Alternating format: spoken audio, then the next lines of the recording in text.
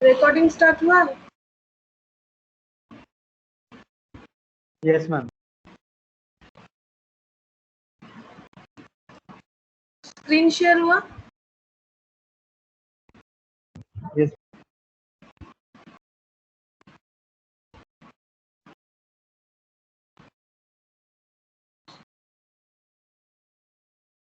अच्छा, तो देखो लास्ट हम लोग क्वेश्चन नंबर 6 तक किए थे और बाकी तुम लोग को मैंने होमवर्क दिया था कि तुम लोग चाहो तो इसमें क्योंकि सारा ट्रांसपोर्टेशन का ही था, तो ये देखो बाकी मैंने होमवर्क दिया था। तो होमवर्क में था क्वेश्चन नंबर 5, 4, 3, 2, 1, यही वाला होमवर्क था। यही होमवर्क था तो 5, 4, 3, 2, 1।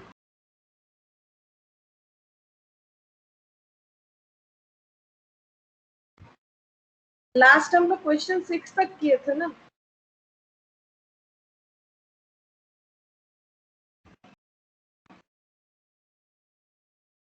हेलो,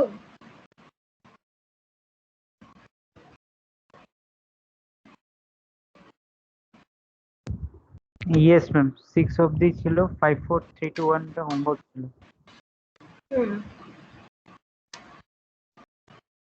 কিন্তু পিডিএফটা পাঠাননি। কি বলছো? পিডিএফটা পাঠাননি। পিডিএফটা পাঠাইনি? দিদি 4 ও করিয়েছিলে। 4 করিয়েছিলাম না, 5 টা বাকি আছে। হ্যাঁ 4 টা মনে হয় করিয়েছিলাম। 5, 3, 2, 1 এরকম তিনটে ছিল না? হ্যাঁ হ্যাঁ। আচ্ছা ঠিক আছে, তো যতক্ষণ বাকিরা আসছে আমরা 5 টা করছি আর তারপরে আমরা কি করব আজকে ওই হোটেলের উপর সামস গুলো করব। ট্রান্সপোর্টেশন অনেক করেছি, ঠিক আছে, যদি আরো কেউ জয়েন করে ততক্ষণ আমরা কোশ্চেন নাম্বার 5 টা ডিল করে নিই, তারপরে আমরা আজকে হোটেলের উপর হোটেল এন্ড হসপিটাল এই দুটোর উপরে করব। তো একটু क्वेश्चन नंबर 5 টা করে নিই। तो देखो क्वेश्चन नंबर 5 में क्या है, a transport company charges 120 per ton for a 5 ton lorry load from A station to B station। तो एक ट्रांसपोर्ट कंपनी है जो कितना चार्ज करती है पर टन पे 120 पर टन। अब ट्रांसपोर्ट कंपनी है तो गुड्स एक जगह से और एक जगह ट्रांसफर करके ले जाएगी, तो 120 पर टन और लॉरी का कैपेसिटी है 5 टन और कहाँ से कहाँ तक जर्नी कर रही है, station A to station B. The charges for return trip 110, लेकिन जब रिटर्न आती है तो चार्जेस कम है 110 करके। In the month of July 2010 a truck has made 10 outward journey. जुलाई के महीने में ट्रक ने 10 आउटवर्ड जर्नी किया with full load, out of which full load यानी 5 टन, क्योंकि लॉरी जो है उसका मैक्सिमम कैपेसिटी 5 टन है, तो फुल लोड यानी 5 टन लोड लेके out of which 3 ton were unloaded, जिसमें से मतलब 5 टन में से 3 टन जो है वो अनलोड हुआ है 2 बार। कहाँ पर? At station C on the way, यानी ए और बी के मिडिल में स्टेशन सी आता है। ऑन द वे मतलब उसी रास्ते पे, तो ए से बी तक का मेन जर्नी है, लेकिन उसके अंदर सी स्टेशन जो है वो आ जाता है और वहां पर 3 टन जो है अनलोड हुआ है और 2 टाइम्स यानी 2 बार। It return without any load.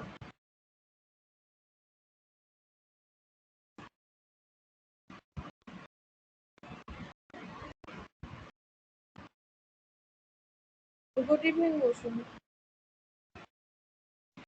Good evening ma'am.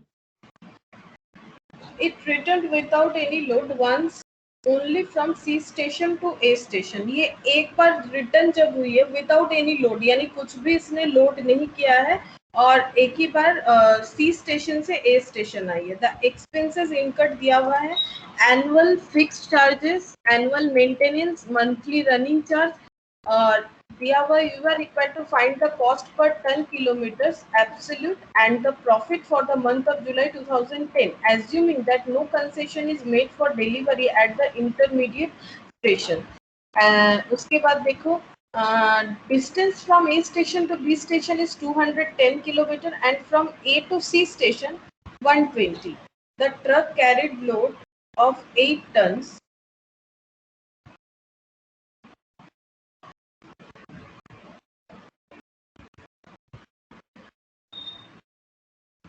Good evening Shubhashish.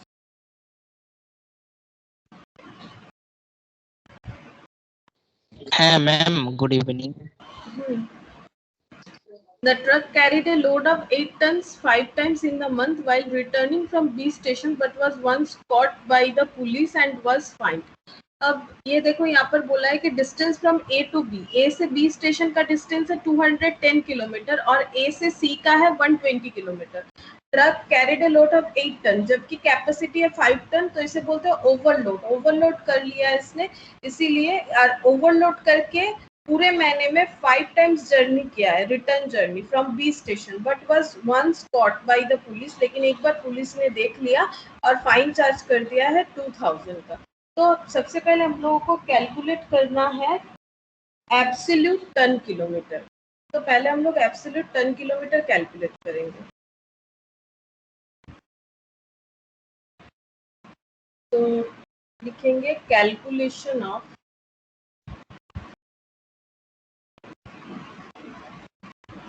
Absolute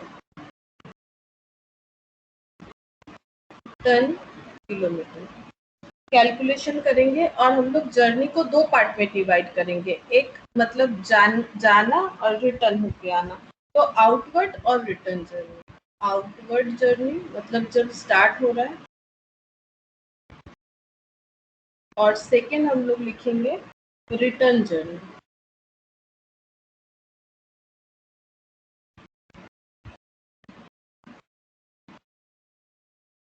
लेकिन पहले हम लोग समझ लेते, इसको ड्रॉ करके पहले समझ लेते, फिर यहाँ पर कैलकुलेशन करेंगे। तो पहले एक बार ड्रॉ कर लेते, समझ लेते क्या है। तो एक बार फिर से देखो क्वेश्चन, ए और बी और मिडिल में आ रहा है सी स्टेशन। एक बार एकदम स्टार्टिंग में पढ़ोगे तो देखो स्टार्टिंग में दिया हुआ है ट्रांसपोर्ट कंपनी जो है 120 पर टन आउटवर्ड वाला चार्ज करती है, रिटर्न जर्नी 110 और लॉरी का कैपेसिटी है 5 टन और स्टेशन ए से बी जाना है, लेकिन मिडिल में एक बार on the way C station आ रहा है। यहाँ पर इन लोगों ने अपना जर्नी को ब्रेक किया है और यहाँ पर देखो ड्रॉ इस तरह से होगा। एक्चुअली जर्नी होना चाहिए था ए टू बी सॉरी, तो मिडिल में आ रहा है सी स्टेशन। तो मिडिल में आ रहा है C station, C A station to B station, middle में आ रहा है सी। अब पहले डिस्टेंस को चेक करते हैं, डिस्टेंस क्या है। तो डिस्टेंस देखो, डिस्टेंस के बारे में नीचे पैरा में दिया हुआ है। ए से बी का डिस्टेंस है 210 किलो, ए से बी ये पूरा डिस्टेंस है 210 किलो।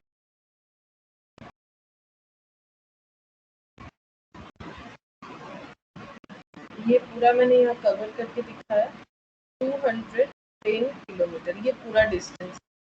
नेक्स्ट देखो ए टू सी 120, ए से लेके सी 120,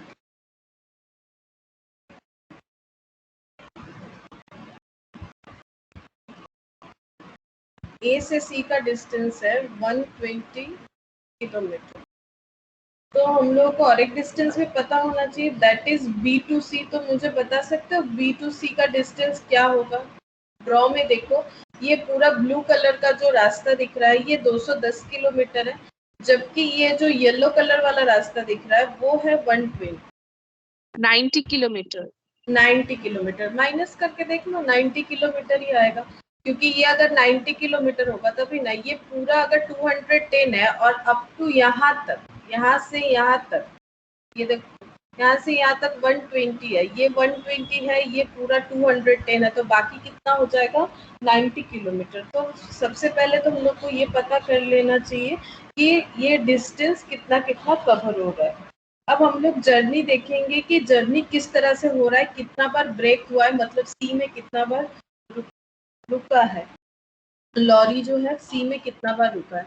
अब यहाँ पर देखो ट्रांसपोर्ट कंपनी यहाँ से स्टार्ट किया, देखो 10 टोटल आउटवर्ड जर्नी है with full load, out of which 3 ton were unloaded twice at C, जिसमें 3 टन जो है वो 2 बार सी में अनलोड हुआ है। तो देखो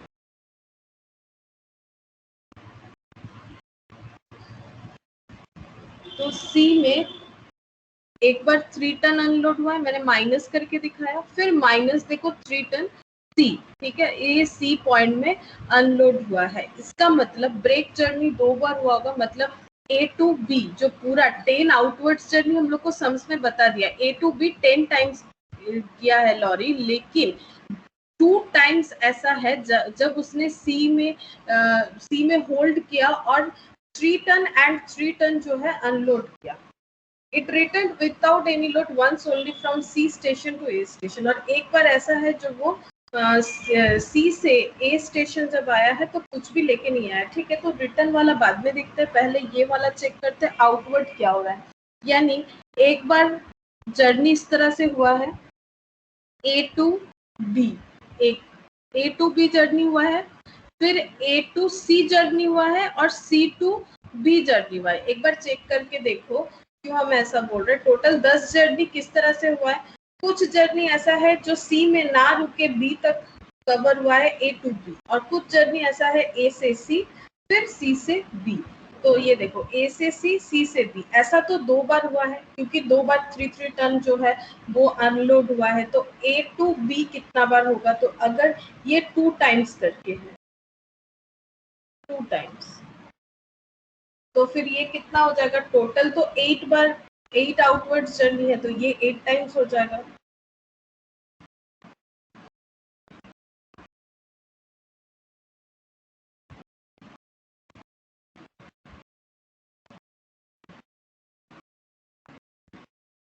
और ये रास्ता जो है ए टू बी कितना है, ए टू बी है 210 किलोमीटर, और ए टू सी है, ए टू सी ये है 120 किलोमीटर, और सी टू बी है 90 किलोमीटर।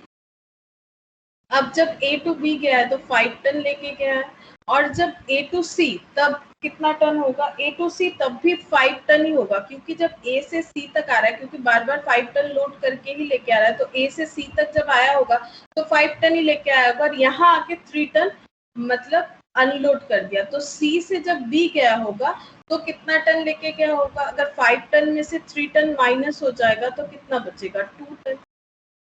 तो एक बार देखो, फर्स्ट जर्नी स्टार्ट हुआ ए टू बी ऐसा करके 8 टाइम्स हो गया, और 2 बार ऐसा है कि ए से सी तक आया, फिर यहाँ पर ए से सी तक 5 टन लेके आया, ठीक है, फिर यहाँ पर 3 टन अनलोड कर दिया और सी से बी चला गया। तो एक एक जर्नी यहाँ पर, फिर यहाँ से देखो ए से फिर से ऐसा एक कंडीशन होगा कि ए से सी तक आया तो कितना टन लेके आया, 5 टन लेके आया, फिर सी से बी जब गया तो फिर 2 टन लेके गया, इसीलिए मैंने 2 टाइम्स लिखा है, और ये बचा 8 टाइम्स, और यहाँ पर 210 किलोमीटर 5 टन, और जो रास्ता किलोमीटर है वो दिख रहा है हम लोग को यहाँ पर। तो कितना हो जाएगा, इंटू करके देखो। फास्टेस्टটা 8400 है बोलो, ফার্স্টের অ্যান্সারটা 8400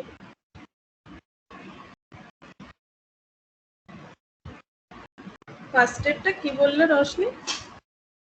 8400 আসবে। अच्छा 8400 ton kilometre.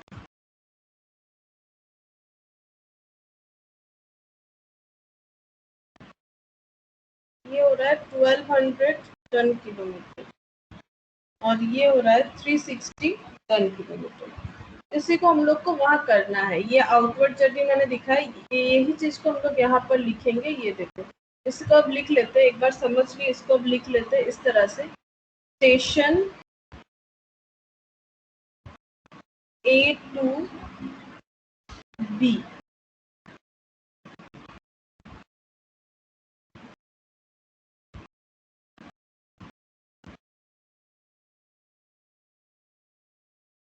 $8,400 ton kilometre.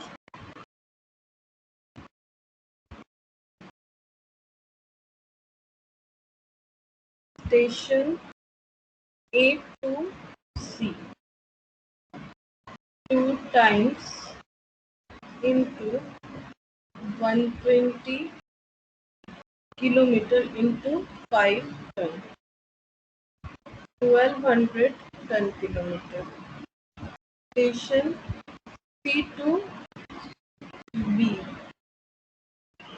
2 times into 90 kilometre into 2 ton, 360 ton kilometre. अब तुम लोग ये कंफ्यूज मत हो जाओ कि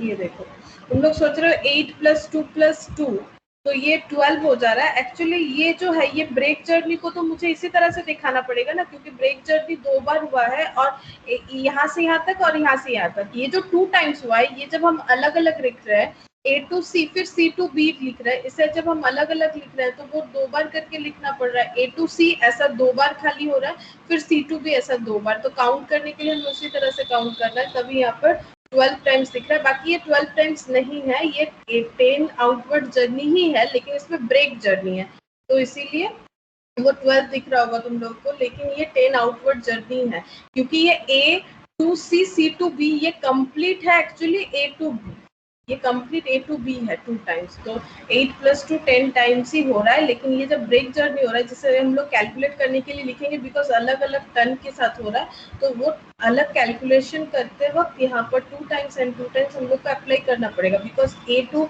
C ऐसा एक बार, फिर A to C ऐसा एक बार, तो 2 टाइम्स, फिर C to B एक बार, फिर C to B एक बार, यानी 2 times. Total journey A to B का 10 टाइम्स ही है। ये देखो total journey A to B का कितना होना चाहिए, 10 टाइम्स। तो टोटल जर्नी अगर देखोगे तो 10 टाइम्स ही है। A to B मैंने डायरेक्ट 8 टाइम्स लिखा है, और A to C, C to B बात तो एक ही है, C में रुके जो भी हो।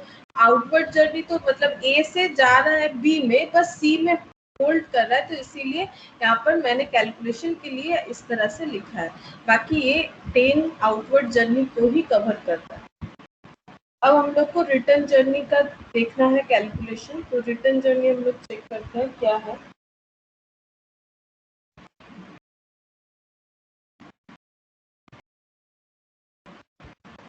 तो रिटर्न को देखो किस तरह से समझेंगे। रिटर्न में क्या होगा, यहाँ पर देखो क्या बोला है,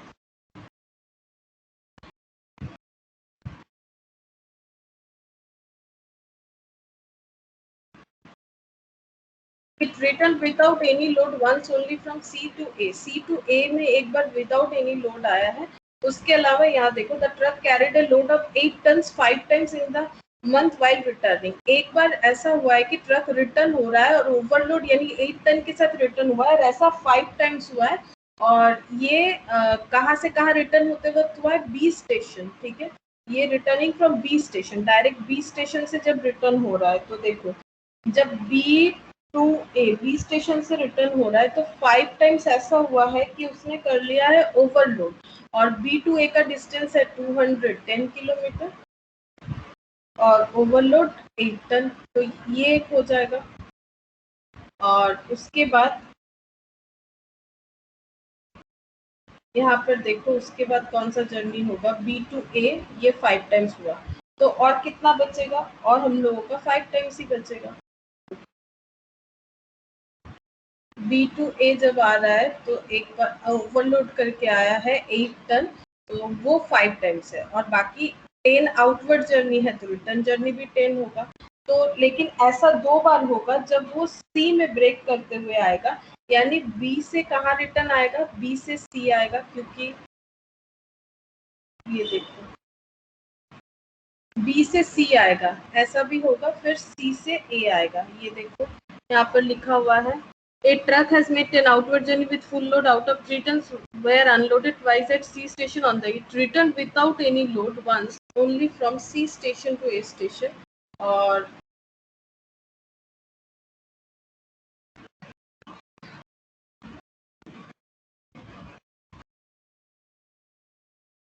returns were unloaded twice at C station on the it returned without any load।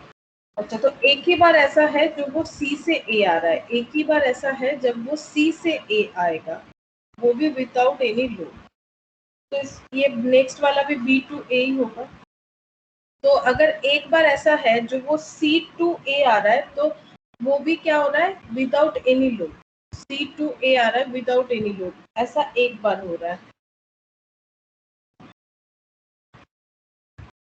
तो एक बार होगा तो ये 4 टाइम्स हो जाएगा, बाकी बचा 4 टाइम्स। 4 टाइम्स ऐसा है कि फिर B to A इन लोगों को कवर करना पड़ेगा। और अगर ओवरलोड नहीं है तो नॉर्मल लोडिंग के साथ जा रहा होगा। तो ये कितना हो जाएगा देखो, 8 टन वाला हो जाएगा, 8 इंटू 200 10 इंटू 5 8400 और 4 टाइम्स इंटू 200 10 इंटू 5 4200। और एक वन टाइम ऐसा है कि जो विदाउट एनी लोड आ रहा है। अगर लोड कुछ नहीं होगा, यहाँ पर लोड अगर जीरो होगा तो ये पूरा जीरो हो जाएगा, तो फिर इसको करके कोई फायदा नहीं है, इसको करके कोई फायदा नहीं है। और एक बार देखो तो क्या होगा, अगर वो एक बार C2A आ रहा है, एक बार देखो ड्रॉ देखो, C2A अगर आ रहा है इसका मतलब वो B से C में आया होगा। क्वेश्चन को समझो, बोला जा रहा है कि C2A विदाउट एनी लोड आ रहा है, तो इसका मतलब C से A तभी आएगा अगर वो C में रुका होगा। तो रिटर्न जब आ रहा है तो वो ऑब्वियसली B से ही अपना जर्नी स्टार्ट किया होगा, तो B से C आया होगा तभी ना C से A आया है विदाउट एनी लोड, ऐसा बात हुआ है। इसका मतलब वो B to C आया होगा एक बार और उसके बाद C से A गया होगा, तो C से A जो जर्नी है वो तो जीरो हो जाएगा, बिकॉज विदाउट एनी लोड है ये वाला रास्ता, ये जो जीरो हो जाएगा बिकॉज इनटू हो रहा है। लेकिन B to C ये जर्नी हम लोग को लेना पड़ेगा, तो B to C का जर्नी हम लोग चेक करेंगे। तो ये हम लोग लिख सकते हैं इस तरह से 1 टाइम्स, और C to A का डिस्टेंस है शायद 90 किलोमीटर, नहीं 120 किलोमीटर, और ये जीरो हो जाएगा। और जब ये कवर हो रहा था तब B to C भी 1 टाइम्स कवर हुआ होगा। तो B to C जब 1 टाइम्स कवर हुआ है और B to C का जो डिस्टेंस है वो है 90 किलोमीटर और कुछ नहीं बताया, यानी 5 टन लेके रिटर्न हो रहा होगा, तो 450 हो जाएगा। फिर से एक बार समझा देते, देखो थोड़ा सा अलग है क्वेश्चन, फिर से एक बार समझा देते पूरा क्वेश्चन में ये बताया था कि 10 आउटवर्ड जर्नी होने वाला है, ठीक है, मतलब 10 बार A से B होगा और B से A होगा, लेकिन दो ऐसा है जाने के टाइम 2 बार C स्टेशन में रुका गया है और वहां पर 3 टन अनलोड हुआ है। तो तुम लोग एक बार सोचो, अगर ये ब्रेक 2 बार है तो बिना ब्रेक वाला जर्नी है 8 टाइम्स और ये डिस्टेंस कवर हो रहा है 10 किलोमीटर और 5 टन करके। और उसके बाद ये जर्नी देखो, ये A से B का जर्नी जो बचा कितना, और 2 टाइम्स ही बच रहा है। अगर 8 टाइम्स विदाउट ब्रेक जर्नी है तो ब्रेक जर्नी 2 बार हो रहा है, A से C, C से B, फिर A से C, C से B। लेकिन मैंने यहाँ पर डिस्टेंस किस तरह से दिखाया है, first A to C then C to B से ब्रेक कर दिया, इसीलिए वो 2 to 4 हो गया है, ठीक है। तो 2 to 4 हो गया है और इसमें देखो ब्रेक करना ही पड़ेगा, क्योंकि अगर हम लोग 2 टाइम्स इंटू 2 भी लिखेंगे तो किलोमीटर क्योंकि चेंज हो जा रहा है, टन चेंज हो जा रहा है, इसीलिए हम लोग को ब्रेक करना ही पड़ेगा। तो A to C 2 टाइम्स जाएगा और 3 टन जो है अनलोड होगा। तो जब लोड करके लेके जा रहा है तो 5 टन करके होगा और 120 डिस्टेंस है।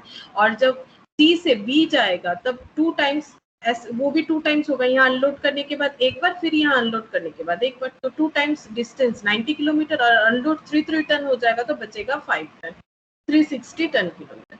अब जब रिटर्न हो रहा है तो रिटर्न में ओवरलोड वाला रिटर्न है 5 टाइम्स, ये क्वेश्चन में बता दिया है, जो कि डायरेक्टली B to A है विदाउट एनी ब्रेक जर्नी। तो 5 times 210 8 ton B to A।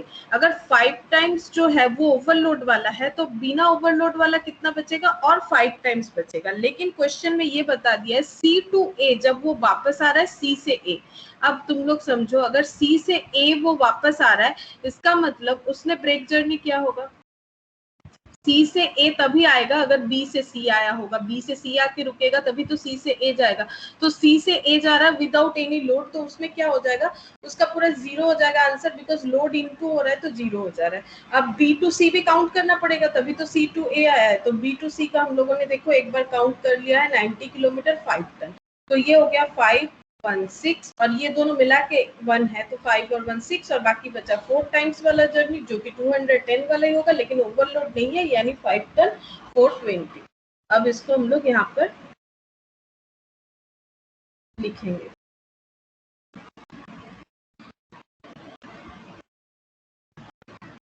Station B to A 4 times into 210 kilometre into 5 ton, और similarly B to A overload वाला 5 times into 210 kilometer into 8 times. 4,200, 8,400 और station B to सी, और जो zero है वो हम नहीं लिख रहे, तुम लोग चाहो तो लिख सकते। 90 into 5 to 450 टन किलो। अब हम लोग को करना है कैलकुलेशन। क्वेश्चन में यही मेन चीज था, बाकी कैलकुलेशन उतना कुछ खास नहीं है इसमें। तो कंप्यूटेशन ऑफ कॉस्ट इनकर्ड, या फिर कॉस्ट शीट भी लिख सकते हैं। अब देखो हम लोग को कैलकुलेट करने क्या बोला है, कैलकुलेट करने बोला है कि हम लोगों को कैलकुलेट करना है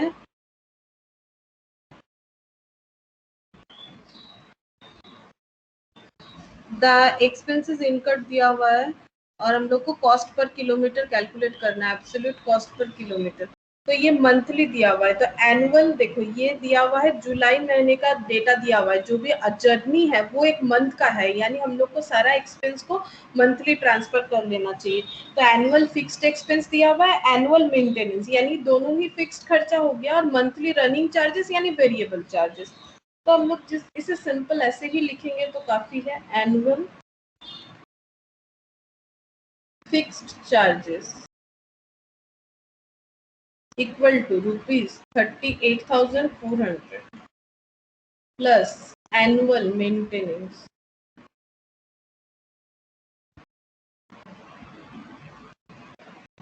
₹19,200।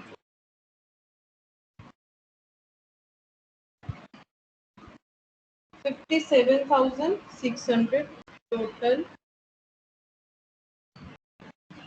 annual charges।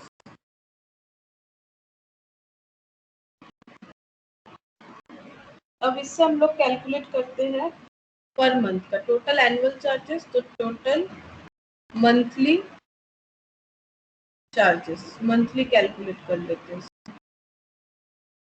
टोटल फिक्स्ड, ये दोनों ही फिक्स्ड है, तो टोटल फिक्स्ड मंथली चार्जेस हो जाएगा 57,600 डिवाइडेड बाई 12। यहाँ लिखते हैं 57,600 डिवाइडेड बाई 12।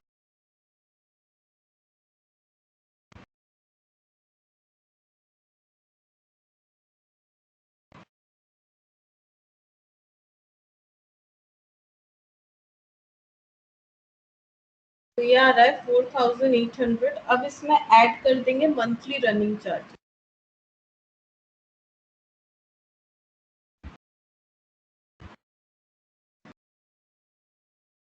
$2404 जो कि गिवन हम लोगों को क्वेश्चन में 2404। अब दोनों को ऐड करेंगे 7204, तो 7204 आ रहा है आंसर, मतलब टोटल जो है एक्सपेंस। अब हम लोग को कैलकुलेट करना है कॉस्ट पर टन किलोमीटर।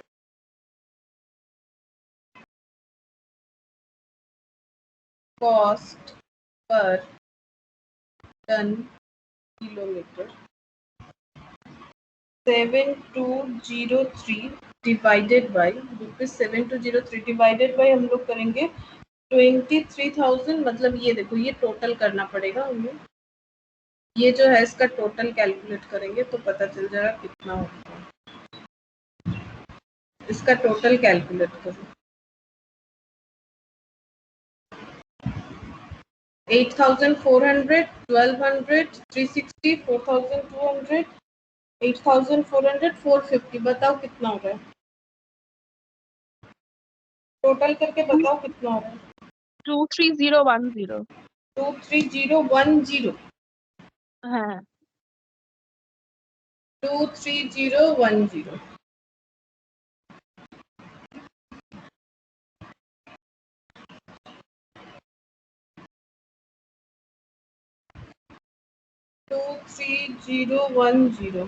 तो डिवाइड करके देखो कितना आ रहा है।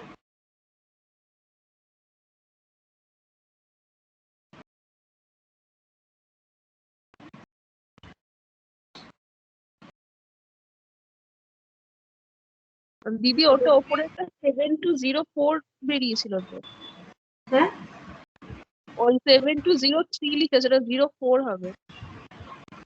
और 04 होगा ना 720 0.313 आ रहा है, देखो डिवाइड करके 0.313 आ रहा है, ₹0.313। अब क्वेश्चन में हम लोग को पूछा है प्रॉफिट भी पूछा है यहाँ पर, and the profit for the month of July, July month का कितना प्रॉफिट है ये भी पूछा है हम लोगों को, तो जुलाई मंथ का प्रॉफिट भी हम लोगों को कैलकुलेट करना पड़ेगा। तो प्रॉफिट के लिए हम लोग को सेल पता होना चाहिए, सेल से कॉस्ट माइनस करेंगे तभी प्रॉफिट मिलेगा, तो कैलकुलेशन ऑफ प्रॉफिट, तो पहले सेल देखते हैं, सेल कितना है, सेल कितना होगा यहाँ पर देखो, हम लोग को बताया है क्वेश्चन में कि जब जाने के टाइम आउटवर्ड जर्नी का भाड़ा है 120 पर टन, जबकि रिटर्न का है 110 पर टन, ठीक है। तो आउट सेल्स जो है हम लोग काउंट करते हैं, चलो 10 आउटवर्ड जर्नी है, 10 टाइम्स 5 टन और 120 रुपीज 120 पर टन, तो इसका हो जा रहा है ₹6000, और 5 टाइम्स रिटर्न का 2 पार्ट हो जाएगा, क्योंकि एक 8 टन है क्योंकि ओवरलोड था, और 110 करके था रिटर्न जर्नी का जो फ्रेट था, और 5 टाइम्स ये 5 टन का हो जाएगा, ये मतलब आउटवर्ड और ये रिटर्न, ये दोनों है रिटर्न, तो 110, यहाँ पर देखो कितना हो रहा है 4400, और ये हो जा रहा है 2750, अब टोटल लगाओ देखो कितना हो रहा है,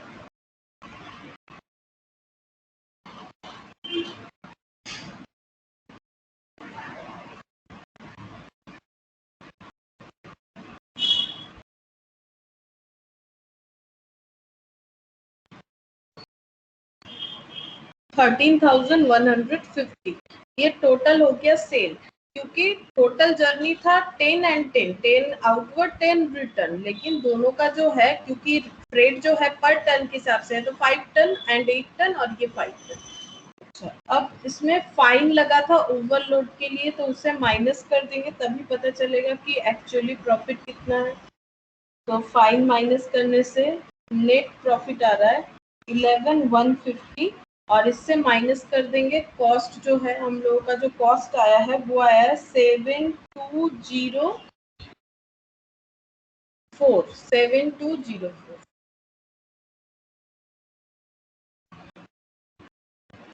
7204, तो कॉस्ट माइनस कर देते हैं, तो देखो कितना आ रहा है, वही प्रॉफिट होगा 3946, ऐसा कुछ आना चाहिए।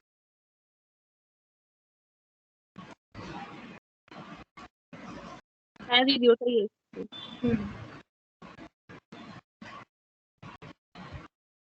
3946 प्रॉफिट, ₹3946, ये जो है ये प्रॉफिट का अमाउंट आ गया। तो देखो क्वेश्चन नंबर 5 में ये करना है, ये हमारा वर्किंग नोट बनेगा, नहीं तो हम लोग कैलकुलेट नहीं कर पाएंगे, ये मैंने समझाने के लिए बोला था कि किस तरह से हम लोग जर्नी काउंट कर रहे हैं, और उसके बाद ये कैलकुलेशन किया हम लोगों ने, जिसमें ज़्यादा कुछ नहीं किया मैंने, फॉर्मेट वगैरह मेंटेन, क्योंकि इसमें सारा चीज़ गिवन था, फिक्स्ड एक्सपेंस, लेकिन एनुअल था तो मैंने मंथली में ट्रांसफर किया, बिकॉज हम लोग जो ये जर्नी का कैलकुलेशन किए ये फॉर द मंथ ऑफ जुलाई किया हुआ है हम लोगों का, इसीलिए। उसके बाद यहाँ पर हम लोगों ने कैलकुलेट किया प्रॉफिट, जो कि क्वेश्चन में पूछा था कि अगर इस तरह से फ्रेट लग रहा है तो प्रॉफिट कितना होगा। तो ये देखो क्वेश्चन नंबर 5 किया हम लोगों ने, 4 मैंने लास्ट दिन करवाया था। अच्छा, अब बचा है उस पीडीएफ से 3 to 1, तो तुम लोग उसमें से कोशिश करो, तुम लोग कर नहीं रहे हो, थोड़ा बहुत खुद से भी करो तो ठीक रहेगा। और अभी हम लोग क्या करेंगे, अभी हम लोग जो है होटल के ऊपर सम्स करेंगे, ठीक है। क्योंकि ट्रांसपोर्ट के ऊपर हम लोगों ने बहुत सारा किया है, तो हम लोग का एक आइडिया हो गया है। अभी हम लोग क्वेश्चन जो करेंगे वो होटल इंडस्ट्री के ऊपर करेंगे।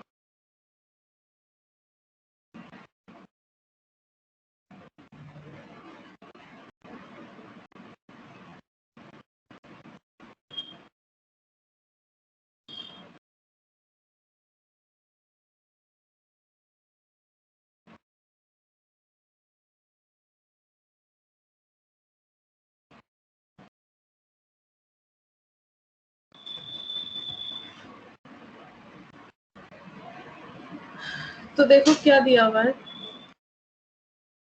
Mannar lodging home is being run in A small hill station. ठीक है, हिल स्टेशन में एक लॉज है विथ 50 सिंगल रूम, और उस लॉज में 50 सिंगल रूम्स अवेलेबल है।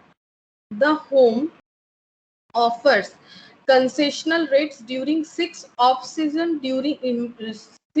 season months in a year। तो एक साल में मतलब हर बिजनेस का एक सीजन होता है, एक ऑफ सीजन होता है। अब हिल स्टेशन है तो ऑफ सीजन कौन सा होगा बताओ? Rainy season. एक्चुअली विंटर होना चाहिए। ठीक है, क्योंकि नॉर्मली लोग हिल स्टेशन मतलब जो लोग गर्मी की जगह पे रहते हैं, हिल स्टेशन जाना मतलब वो ठंडे के लिए जाते हैं, तो वो मतलब जो समर सीजन होता है ये इन लोग का ज्यादा अच्छा चलता है। ठीक है, और ज्यादा मतलब जब बहुत ही ठंड होता है तो कोई नहीं जाता है, क्योंकि बाहर निकलना पॉसिबल नहीं होता है। तो विंटर सीजन जो होता है ना, वो ऑफ सीजन ज्यादा माना जाएगा हिल स्टेशन के। तो यहाँ पर देखो क्या दिया हुआ है, 6 ऑफ सीजन है, मतलब यहाँ पर इन लोगों ने आधा आधा कर लिया। ठीक है, कि 6 महीना जो है ऑफ सीजन का मतलब उतना अच्छा सेल नहीं है, बाकी 6 महीना जो है वो सीजन है, मतलब उसी टाइम पे ज्यादा लोग आते हैं। During this period half of the full room rent is charge. मतलब जब ऑफ सीजन होता है, क्योंकि यहाँ पर ऑफ सीजन के बाद ही पॉइंट बताया है कि ड्यूरिंग दिस पीरियड यानी ऑफ सीजन जब रहता है, half of the full room rent is charge. मतलब अगर एक रूम का रेंट 1000 है तो ऑफ सीजन में वही 500 हो जाएगा, मतलब एक रूम का रेंट जो है वो आधा चार्ज किया जाएगा अगर हम लोग ऑफ सीजन में जाते हैं तो। The management profit margin is targeted eight 20% of the room rent, और मैनेजमेंट का जो प्रॉफिट मार्जिन है वो है 20% of room rent, room rent का 20%। The following are the cost estimates। अब कुछ कॉस्ट बताया है and other details for the year ending 31 मार्च 2016, और कुछ डिटेल्स बताए 31 मार्च 2016 का। देखो क्या क्या बता के रखा है, और एक मंथ में बार बार हम लोग को क्या एज्यूम करना है, 30 डेज। मतलब अगर मान लो कोई मंथ ऑफ मार्च है तो वो 31 होगा, लेकिन हम लोग को पूरा समझी 30 डेज मान के ही करना है।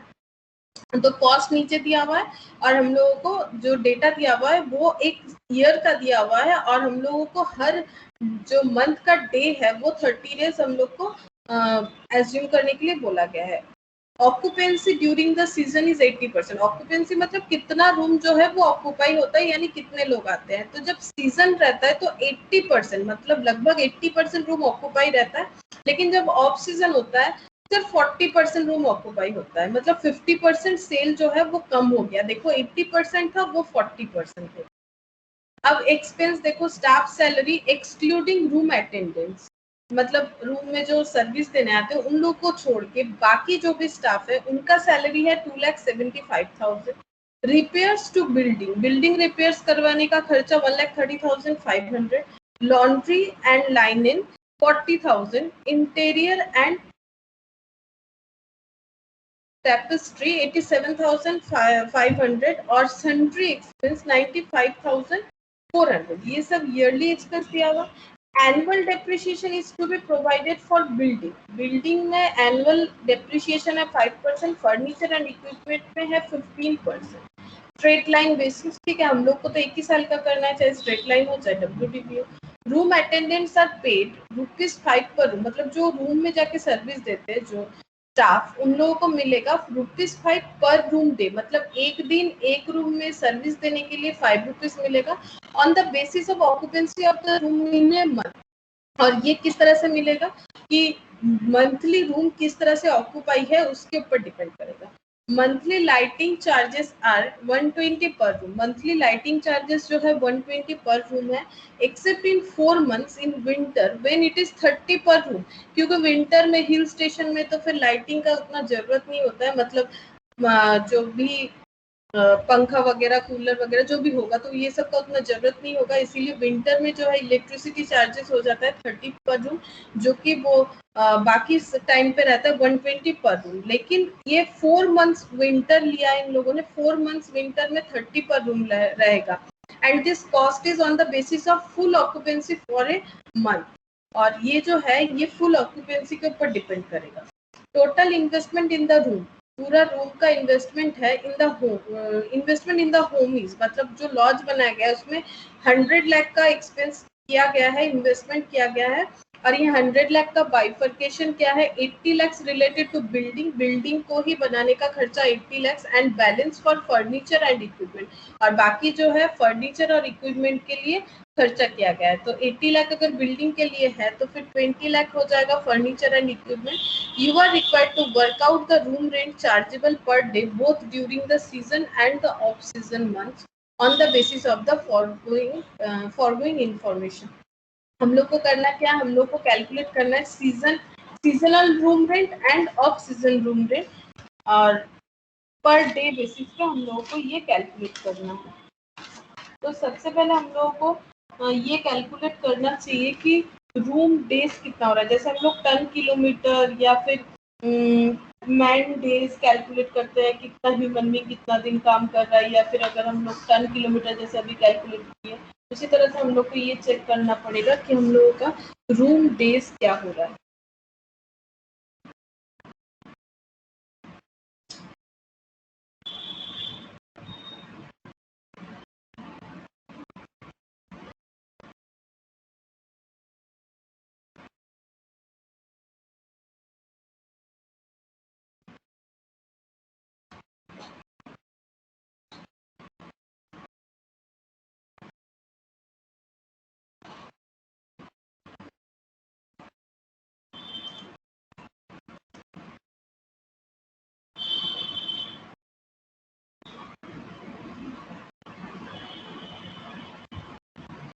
नंबर ऑफ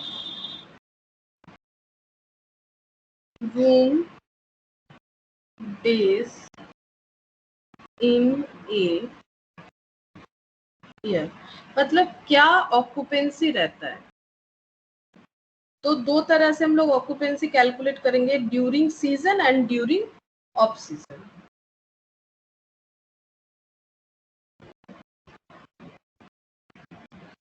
ड्यूरिंग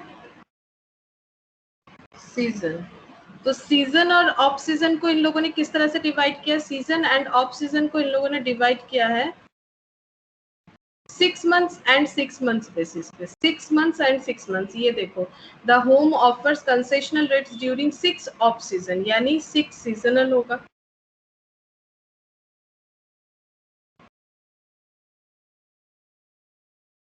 तो ऑफ सीजन ड्यूरिंग सीजन लिखा है मैंने फॉर 6 months, इसका कैलकुलेट करेंगे। और एक बार कैलकुलेट करेंगे ऑक्यूपेंसी ड्यूरिंग ऑफ सीजन, जो भी एग्जिस्ट कर रहा है फॉर 6 months। तो किस तरह से कैलकुलेट करेंगे, देखो रूम कितना सारा है पहले चेक करते हैं।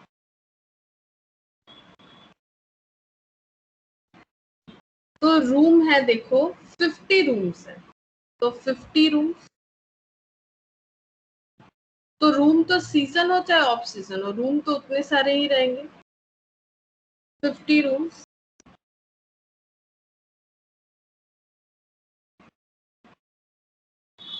और ऑक्यूपाई किस तरह से होता है ये चेक करते हैं। तो देखो 80% ऑफ सीजन में, सॉरी सीजन में, और 40% ऑफ सीजन में, तो 80% और 40%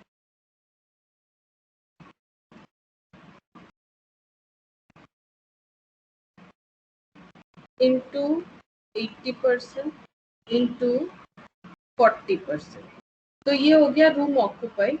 मतलब कितना ऑक्यूपेंसी हो रहा है, और हम लोगों को देखना है ये 6 मंथ्स के लिए होगा और ये भी हो रहा है 6 मंथ्स के लिए। तो यहाँ पर लिखेंगे मंथ और month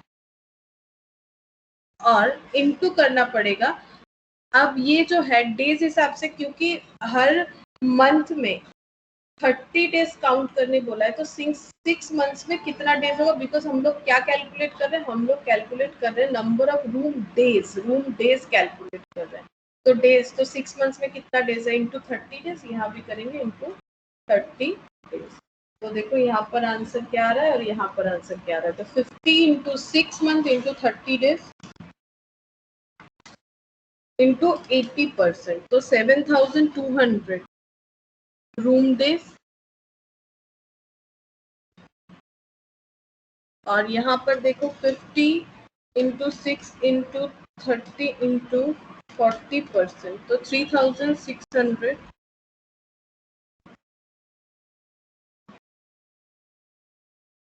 room days.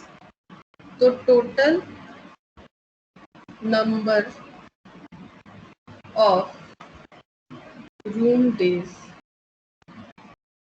Equal to 7200 plus 3600 equal to 10,800 room days. इस तरह से हम लोगों ने ऑक्यूपेंसी निकाल लिया कि सीजन एंड ऑफ सीजन में ऑक्यूपेंसी क्या रह रहा है।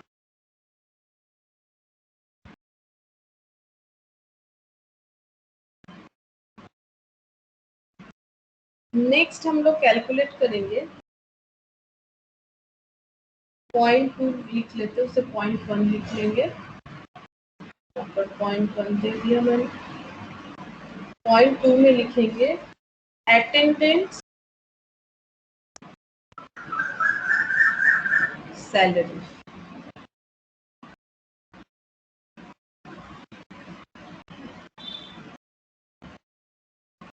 अटेंडेंस का सैलरी हम लोग कैलकुलेट करेंगे। तो देखो सैलरी किस तरह से देना है।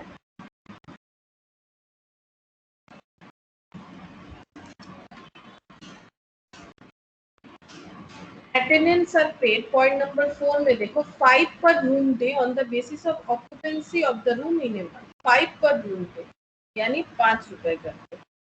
तो अटेंडेंस सैलरी हो जाएगा फॉर, ये देखो कितना रूम डेज आया है, 10,800 रूम। तो for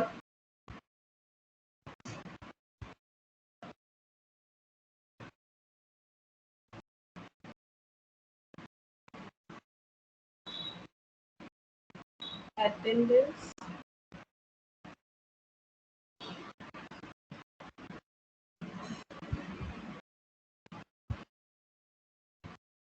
salary for 10,800 room days at the rate of 5 per day equal to 10,800 into 5,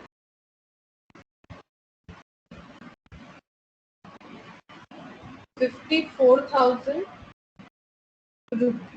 rupees. 54,000 का अटेंडेंट को सैलरी देना पड़ेगा। और एक चीज अब हम लोग कैलकुलेट कर लेंगे, लाइट चार्ज के बारे में भी दिया हुआ है, तो हम लोग लाइट चार्ज को कैलकुलेट।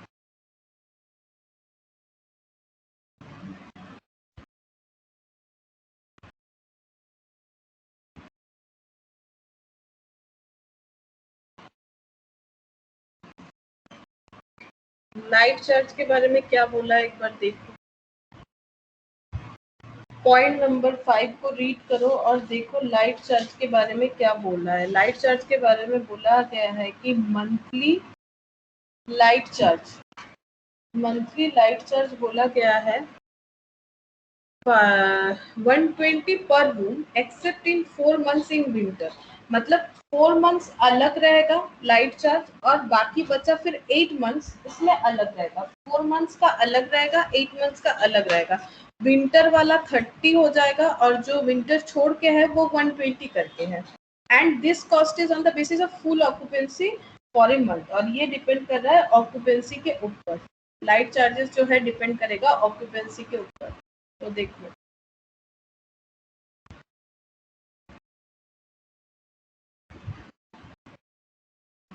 तो लाइट चार्ज को हम लोग दो पार्ट में डिवाइड करते हैं, एक लिखते हैं फॉर 4 मंथ्स और पहले लिखते हैं for 4 months, that is winter वाला लिखते हैं। तो 4 मंथ्स जो है इसमें लाइट चार्ज क्या होगा, देखो 50 रूम है, 50 रूम का ही लाइट चार्जेस होना चाहिए इनटू 40% ऑक्यूपाई रहेगा, विंटर यानी ऑफ सीजन, और ऑफ सीजन में ऑक्यूपाई है 40%, तो 40% ऑक्यूपाई रहेगा।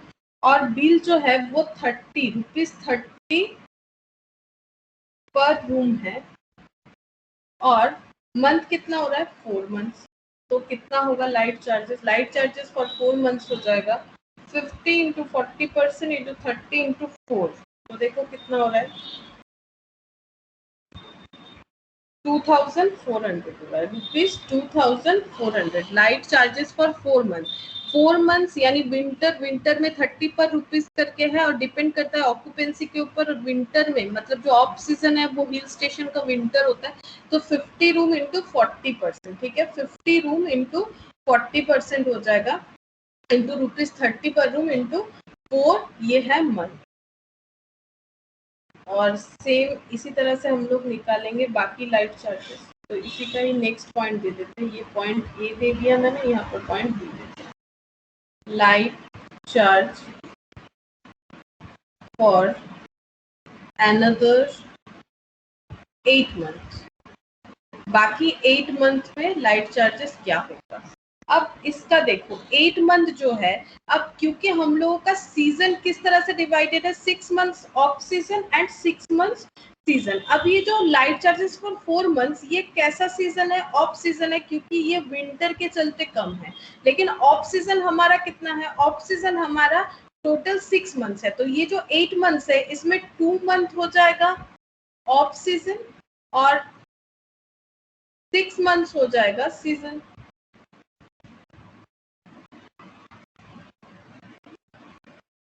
तभी तो 8 मंथ्स होगा, बिकॉज 4 मंथ्स जो विंटर है उसमें 30 रुपीज है। लेकिन मान लो जैसे रेनी सीजन बोल रहे थे तुम लोग, तो रेनी सीजन में क्या होगा, रेनी सीजन में मतलब उसमें 120 ही चार्ज होगा, वो भी थोड़ा बहुत ऑफ सीजन है, पूरा ऑफ सीजन नहीं है, जबकि पूरा ऑफ सीजन जो है वो विंटर होता है। यहाँ पर बता ही दिया विंटर में जो है वही सिर्फ 30 रुपीज करके होगा, बाकी 8 मंथ्स जो रहेगा वो 120 करके ही चार्ज होगा। लेकिन 8 मंथ्स का पार्ट हम लोग को पता है, क्योंकि 6 सीजन है, 6 ऑफ सीजन है, तो अगर ऑफ सीजन यहाँ पर 2 मंथ्स हो जाएगा फिर, और 6 मंथ्स हो जाएगा सीजन। अब 2 मंथ्स वाला देखो क्या हो जाएगा, 2 मंथ्स वाला जो है उसका बिल क्या हो जाएगा, electric bill for 2 months, 2 months में हो जाएगा, क्योंकि 2 मंथ्स ऑफ सीजन है, क्योंकि वहां 4 ऑफ सीजन है, तो यहाँ पर 2 ऑफ सीजन होगा, तो 2 अगर ऑफ सीजन है तो 50 रूम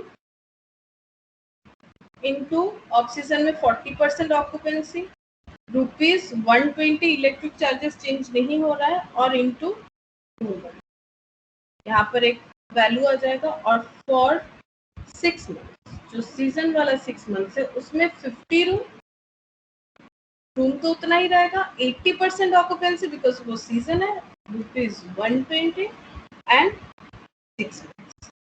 तो देखो कितना हो रहा है, यहाँ पर कितना हो रहा है देखो 40%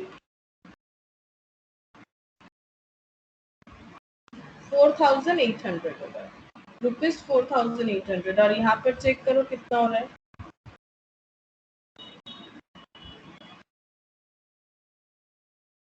28,800। एक बार देखो तो 28,800 ही हो रहा है शायद, 50 इंटू 120 इंटू 6 इंटू 80%, हाँ 28,800, तो टोटल 4,800, तो ये हो जाएगा 33,600, ये हो गया टोटल जो है 8 मंथ्स का, और यहाँ पर है 2,400, तो टोटल लाइट चार्ज 33,600 प्लस 2,000 36,000, तो टोटल लाइट चार्ज हो जाएगा 36,000, ओवरऑल लाइट चार्ज हो।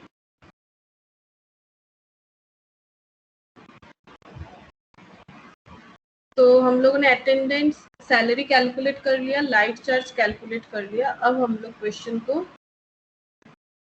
आगे देखते हैं क्या करना हम लोग। यहाँ पर बाकी खर्चा दिया हुआ है, हम लोगों को कैलकुलेट करना पड़ेगा रूम रेंट क्या होगा।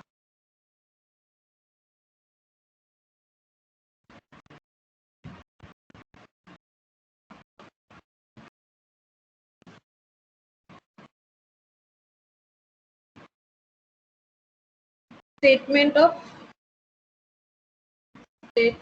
Of cost.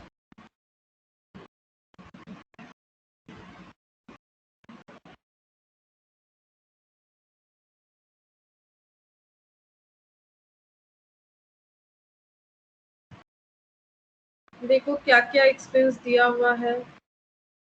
Staff salary, repairs to building, laundry, interior, sundry expense. हम लोग डायरेक्ट लिख देते हैं।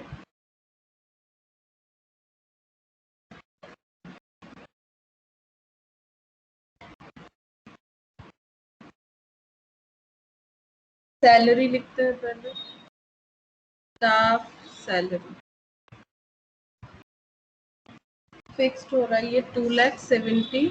अच्छा ये सभी फिक्स्ड हो जाएगा क्योंकि देखो ईयरली दिया हुआ है, ये ईयरली दिया हुआ है। ये एक्सपेंस को अगर चेक करोगे तो ये ईयरली दिया हुआ है।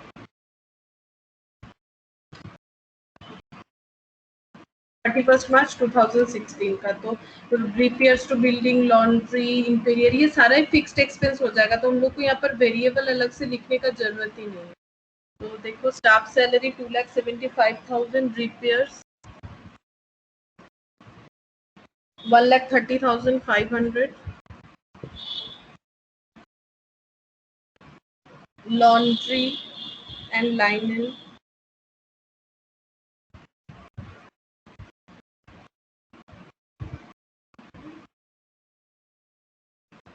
40,000, interior decoration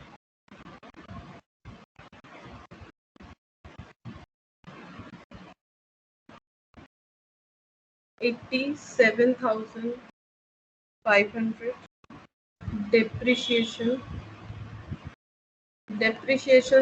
100 लाख का इन्वेस्टमेंट था, उसमें डेप्रिसिएशन जो था वो 80 एंड 20 लाख में डिवाइडेड था।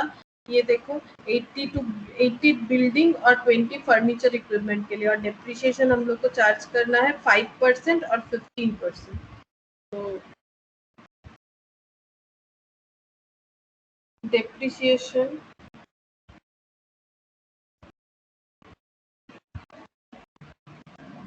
5% on 80 lakh, 4 lakh, और 15% on 20 lakh, 3 lakh. Sundry expense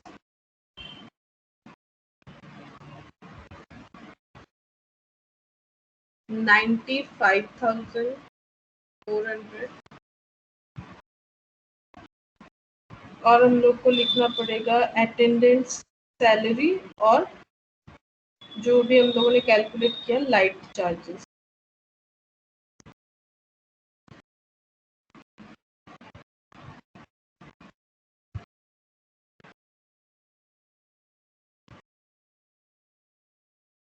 attendance salary आया है, चेक करते हैं कितना आया था, 54,000।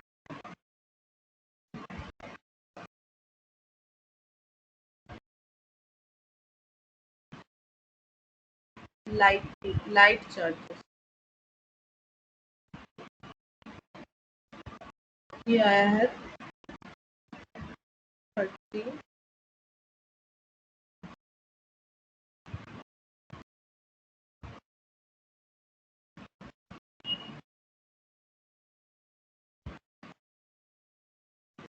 36,000।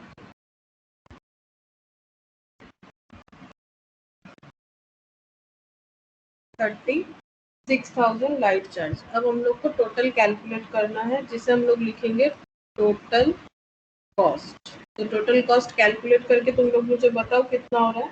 फिर हम लोग कैलकुलेट करेंगे रूम का रेंट जो है वो कैलकुलेट करेंगे।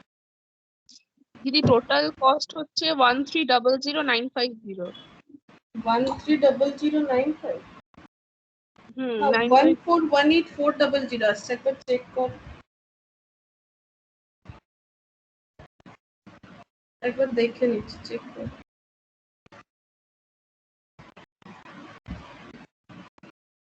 2,75,000, 1,30,500, 40,000, 87,500। হ্যাঁ, 1418400।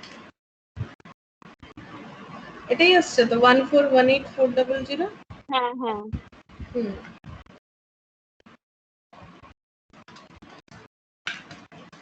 হুম, 1418400। तो ये आ गया टोटल कॉस्ट। अब हम लोगों को रूम रेंट कैलकुलेट करना है। तो रूम रेंट कैलकुलेट करेंगे।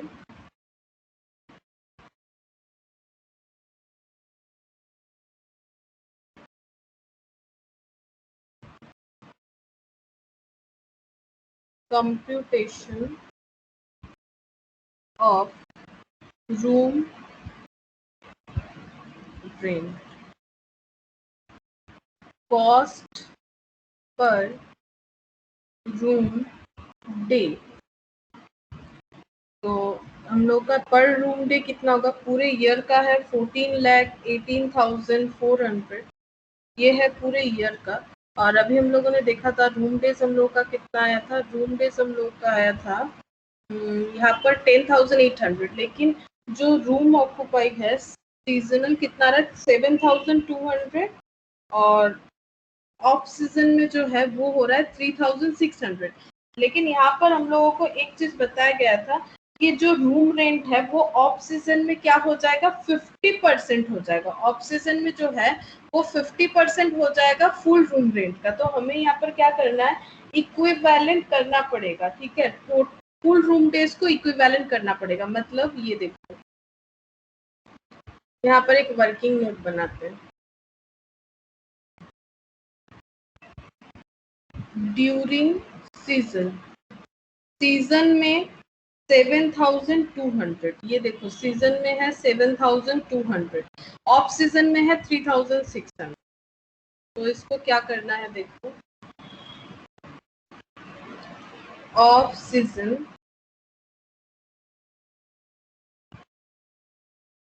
ऑफ सीजन था 1,800, आई थिंक 18, हाँ 3,600, ऑफ सीजन है 3,600,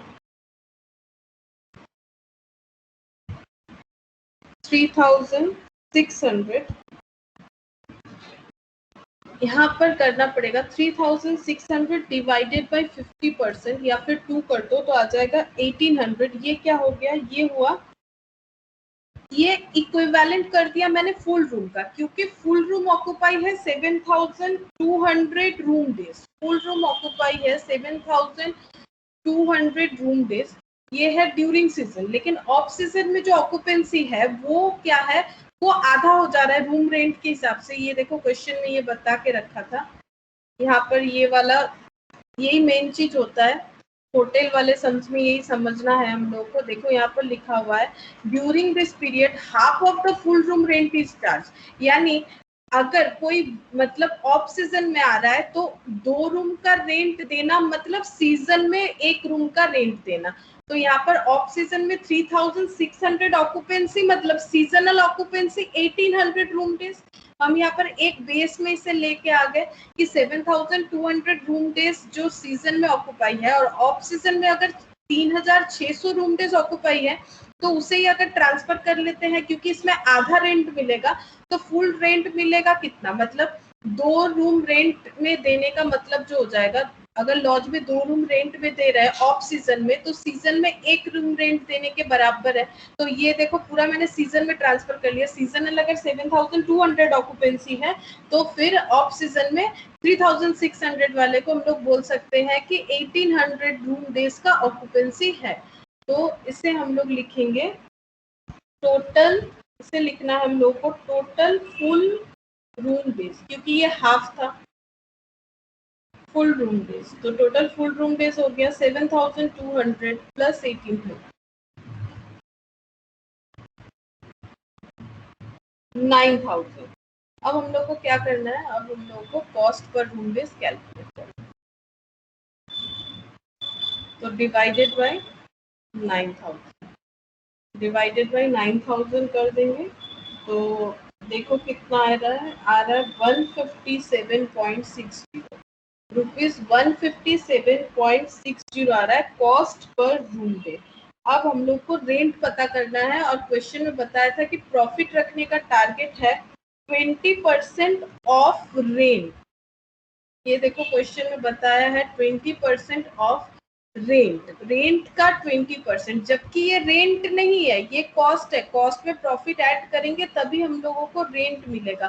तो अगर रेंट का 20% है तो कॉस्ट का कितना होगा, ये मैंने सिखाया भी था। रेंट मतलब यहाँ पर सेल हो रहा है, तो ये देखो किस तरह से करना है हम लोग को। यहाँ पर लिखते हैं रेंट, यहाँ पर लिखते हैं प्रॉफिट और यहाँ पर लिख दिया मैंने कॉस्ट। तो अगर रेंट जो है वो, अगर रेंट के ऊपर प्रॉफिट अगर 20% है तो रेंट 100 है तो प्रॉफिट 20, तो कॉस्ट कितना हो जाएगा 80। तो प्रॉफिट ऑन कॉस्ट कितना हो जाएगा 20/80, यानी हो जाएगा 1/4। तो हम लोग 1/4 कैलकुलेट करेंगे। तो यहाँ पर 1/4 लगा, 1/4 ऑन कॉस्ट।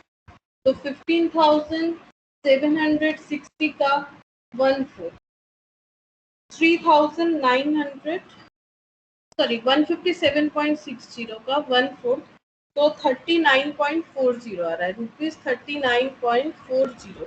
और टोटल करेंगे तो रेंट मिल जाएगा, और रेंट हो रहा है रुपीज 197। रूम रेंट आ रहा है, रूम रेंट लिख सकते हैं, रूम रेंट आ रहा है रुपीज 197। तो 197 रुपीज जो है वो चार्ज होगा ड्यूरिंग सीजन, बिकॉज हम लोगों ने 9,000 जो रूम डेज किया है उसको पूरा सीजनल कन्वर्ट कर दिया है। तो रूम रेंट जो है 197 हो रहा है ड्यूरिंग सीजन, और ऑफ सीजन में क्या होगा देखो। तो यहाँ पर आंसर लिखते हैं, during season room rent is equal to rupees 197, during off season room rent equal to rupees 197 divided by 2, क्योंकि 50% हो जाएगा तो डिवाइडेड बाई 2 कर लो तो आ जाएगा 98.50 रुपीज, 98.50। ऑफ सीजन में रूम रेंट आएगा रुपीज 98.50। ये वर्किंग मैंने जस्ट समझाने के लिए किया है, बाकी ये हैबिट हो जाता है तो तुम लोग ऐसे भी कर सकते हो डायरेक्ट। ये मिडिल में आ गया इसलिए मैंने इसको कवर कर दिया। तो देखो इस तरह से हम लोगों को करना है। रूम जो होटल वाला सम्स रहेगा उसे इस तरह से करना है। पहले हम लोगों को रूम डेज कैलकुलेट करना है, अब इन्हें ईयर हो या इन्हें मंथ हो, और अगर ऑफ सीजन 50% ऐसा कुछ बोल रहा है तो रेंट निकालने के टाइम उसे फुल में चार्ज करना पड़ेगा, मतलब फुल रूम रेंट में चेंज करना पड़ेगा। तो यहाँ पर हम लोगों ने अटेंडेंट सैलरी कैलकुलेट किया, लाइट चार्जेस कैलकुलेट किया, और लाइट चार्जेस का पार्ट कैलकुलेशन करना पड़ा यहाँ पर हमें, और यहाँ पर कॉस्ट का टोटल कर लिया हम लोगों ने, प्रॉफिट लगाया, रूम रेंट कैलकुलेट किया, और क्योंकि सीजन एंड ऑफ सीजन में रूम रेंट जो है वो चेंज होता है तो वो भी हम लोगों ने कैलकुलेट किया कि सीजनल कितना होगा और ऑफ सीजन कितना होगा।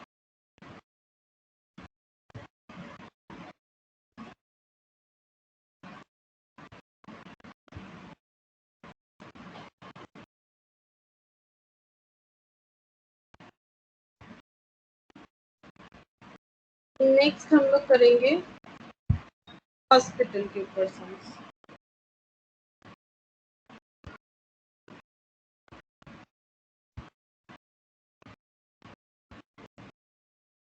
क्या दिया हुआ है देखो, Zenith hospital runs a critical care unit CCU in a hired building, मतलब बिल्डिंग हायर कर किया इन लोगों ने। CCU consist of 35 beds.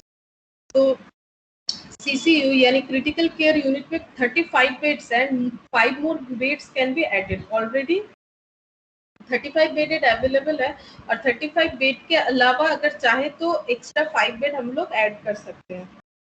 अगर जरूरत हो तो। रेंट पर मंथ दिया हुआ है 75,000, supervisor 2 persons at the rate of 25,000 per month each.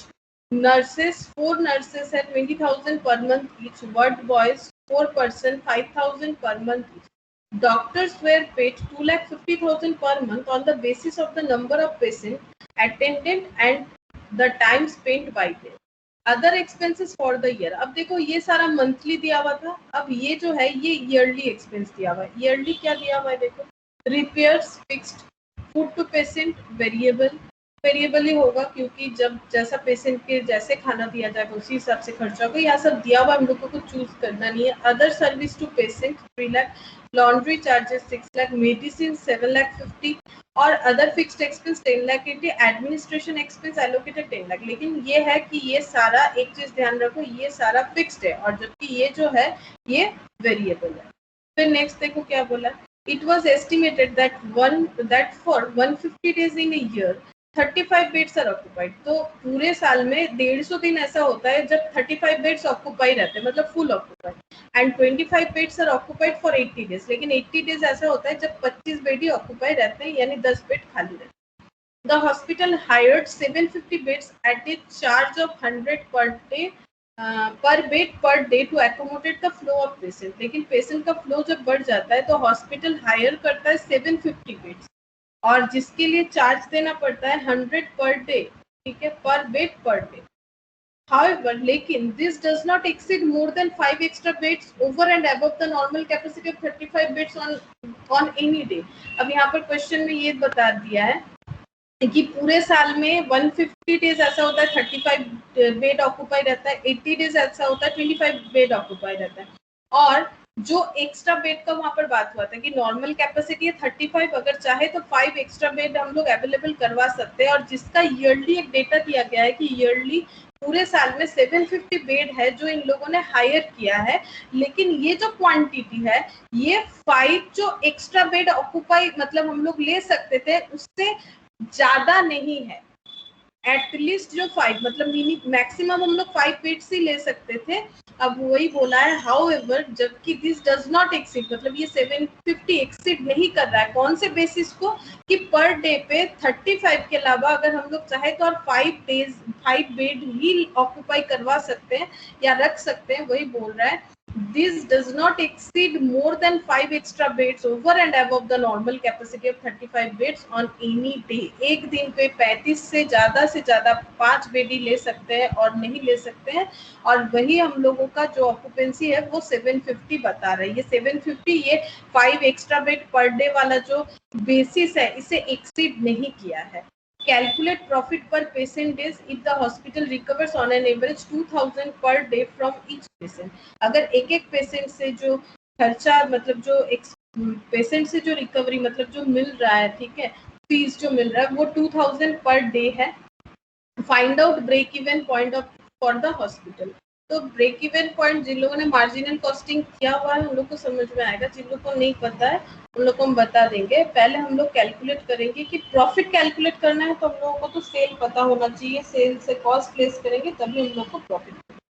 अब हम लोग सबसे पहले क्या करेंगे इसमें देखो, सबसे पहले हम लोग को करना है कि रूम डेज निकालना है, patient days, sorry room days होता है होटल में, हम लोग को कैलकुलेट करना है पेशेंट डेज। तो सबसे पहले वर्किंग में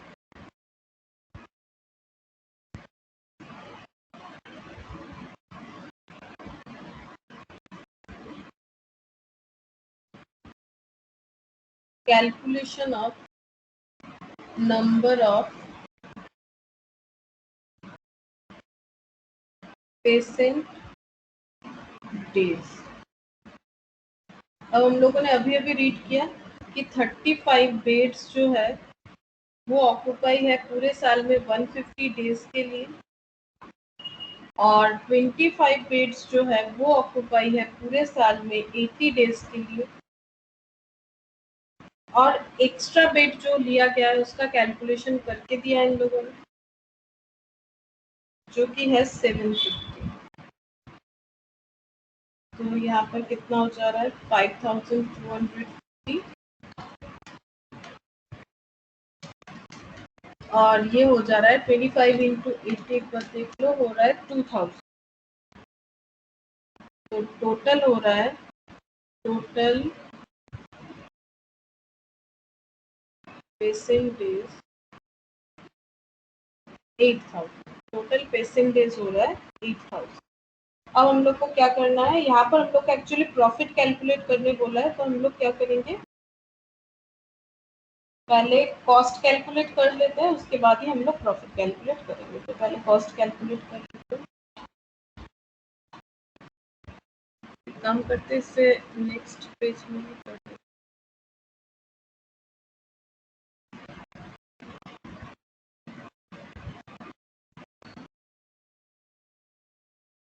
statement of cost,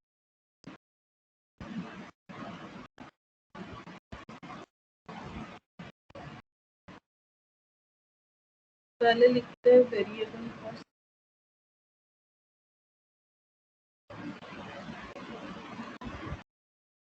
variable cost में क्या क्या आएगा, देखो वेरिएबल कॉस्ट में आ जाएगा सुपरवाइजर, ये सब तो फिक्स में चला जाएगा। वेरिएबल कॉस्ट में ये देखो वेरिएबल दिया हुआ है, foods to patient, other service to patient, laundry charges, medicine, foods, other services, laundry charges, medicine, और इसके अलावा डॉक्टर का फीस जो वो वेरिएबल आएगा, क्योंकि ये per month on the basis of the number of patient, तो ये वेरी कर रहा है, पेशेंट के ऊपर डिपेंड कर रहा है कितना होगा।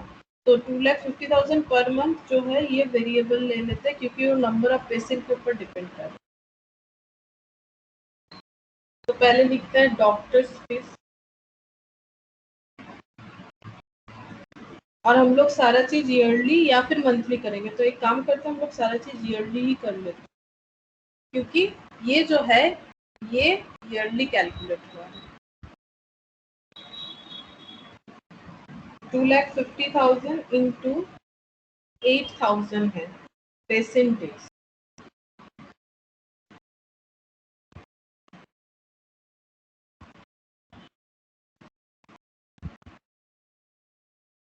सॉरी 12 होगा, 12।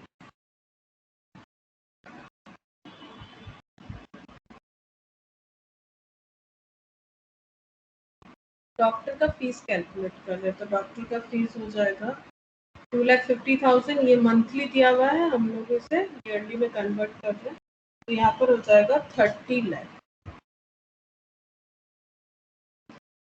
फिर foods to patient,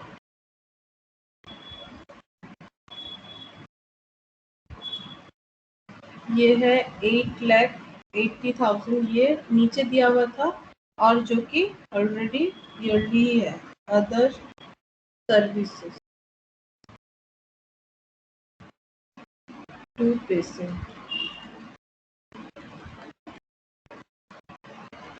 3 lakh.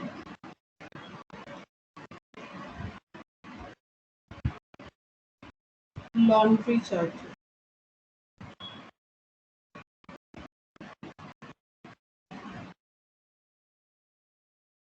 6 lakh.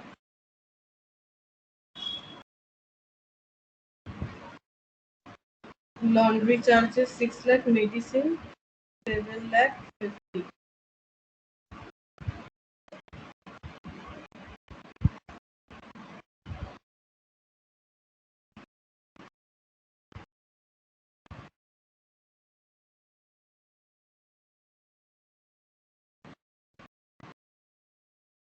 और बेड हायर, इसे वेरिएबल इसलिए ले रहा है क्योंकि डिपेंड कर रहा है कब कितना मतलब कैपेसिटी जब ज़्यादा चाहिए तभी ना वो लोग 750 वाला जो कंसेप्ट है तभी लाएगा, अगर 5 मोर बेड ऐड करने का टाइम आए तो।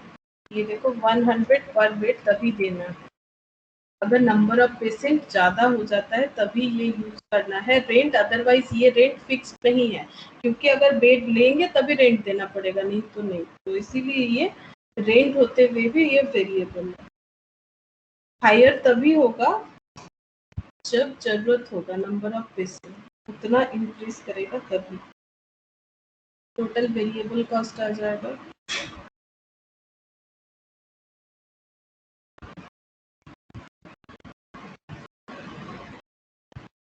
तो वेरिएबल कॉस्ट टोटल देखो 30 लाख 8 लाख 80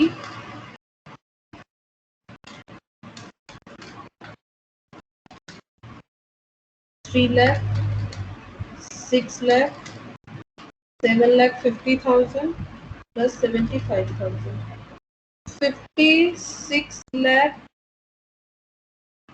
5,000। अब कैलकुलेट करेंगे फिक्स्ड कॉस्ट।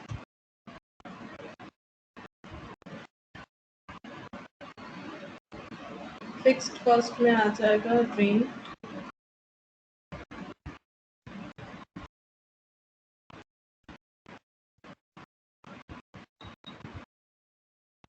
रेंट आ रहा है, rent supervisors nurse ward boy ये सब आएगा। तो रेंट 75,000 इंटू 12 9 लाख। सुपरवाइजर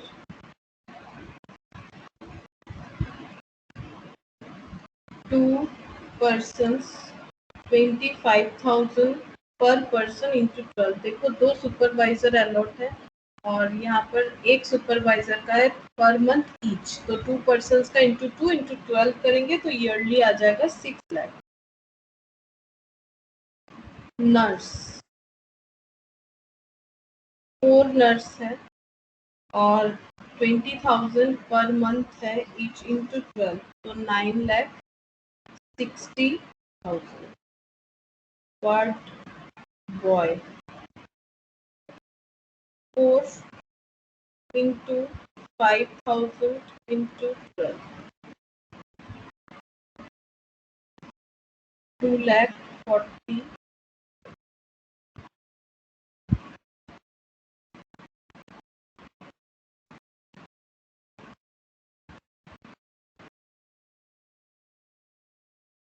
उसके बाद है अदर फिक्स। দীপু তো আগে পেজটা দেখো।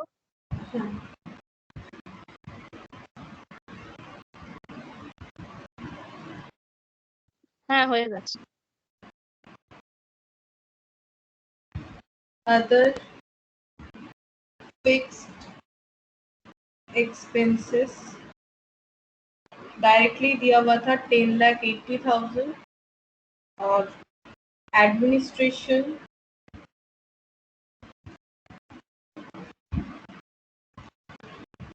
10 लाख। तो बताओ फिक्स्ड कॉस्ट टोटल कितना हो रहा है? मैम रिपेयर्स हैं बोलो। রিপেয়ার্স আসবে না? দাঁড়া একটু শুনতে পাচ্ছি না কি বলছো নীল, বলো।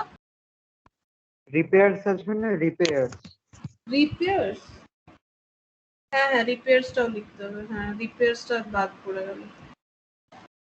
अच्छा रिपेयर्स लिखो, सही है, रिपेयर्स मैंने लिखा नहीं, रिपेयर्स लिखो।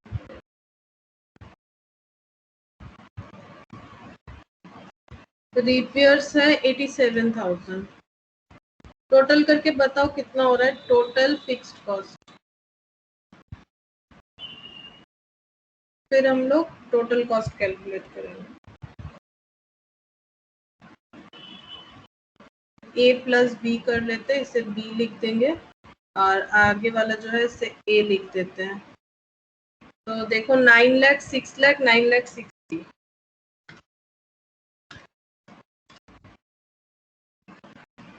2,40,000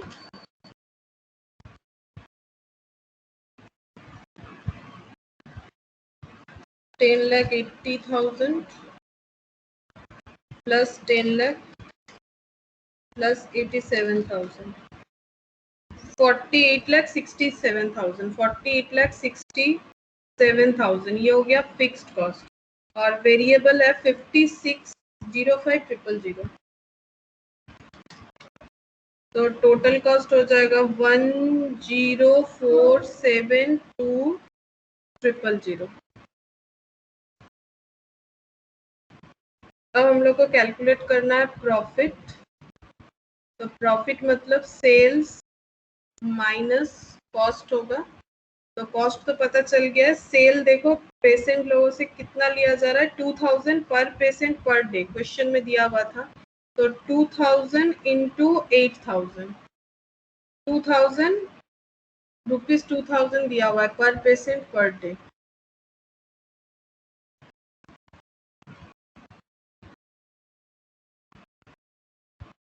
ये देखो 2000 पर डे।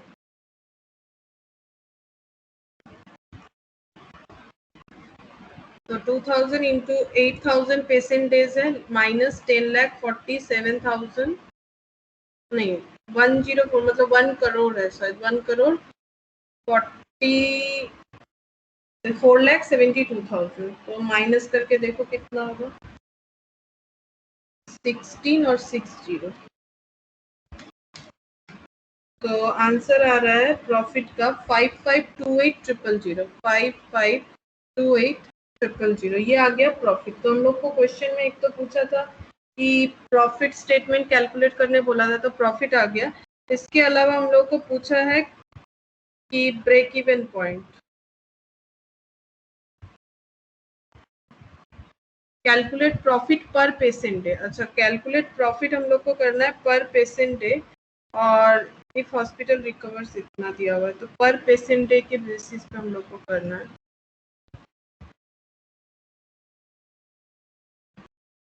तो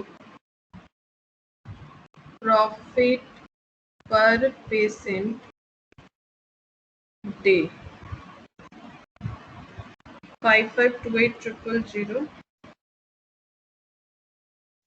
divided by 8,000.